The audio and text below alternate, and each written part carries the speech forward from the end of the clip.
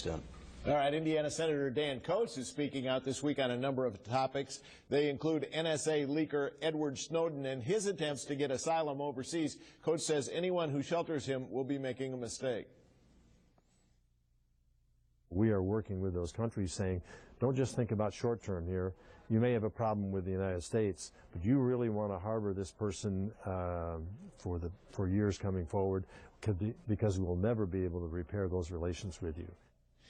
Now, on another matter, Coates is among those calling for a permanent delay of Obamacare. He's one of more than 45 Republican senators who signed a letter to the president this week. Ann Delaney, in light of the recent delay in the employer mandate, does that make sense? No, it doesn't. And he gets a C for the week. I agree with him on Snowden. But, you know, we've been waiting for health care for people, 300,000 people in this state for a long time. And it has to come, and it has to come soon. He would roll back and wouldn't cover pre-existing conditions, wouldn't help people get the insurance. You know, they ought to give up the fight. They've lost. Well, are Republicans playing politics at this point? Oh, Dan Coates no. knows that this thing eventually is probably going to happen in some form, but the Obama administration is not meeting their own deadlines. They're not going to have these in at least one case. No, they're not going to have these changes in place by October 1st, but we're going to tax the people of America for a bill that isn't going to happen. It isn't going to happen anytime soon. How can you even say that with a straight face? When every Republican, it's absolutely every true. right-wing Republican has tried to tube this from the time it passed, you're Mike, costing including jobs. the states. You're costing jobs with this bill. Absolutely are. You know you are. I mean, the Republicans have never been for this. But is there some momentum building for resistance to Obamacare at this point? I don't think so. I mean, this is a new stab at an old stance.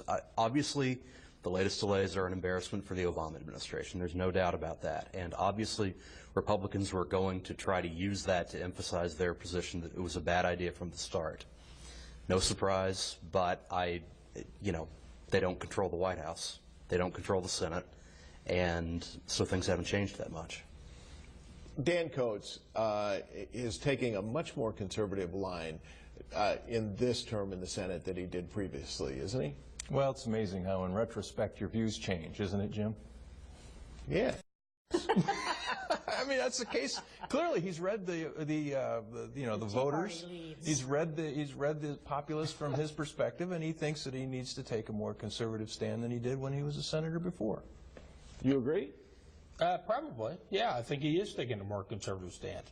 But I always get a kick out of people talking about how people changing their minds, somehow that's a big change. Obama was a little more conservative in his first term than he is in his second term. Would you agree with that?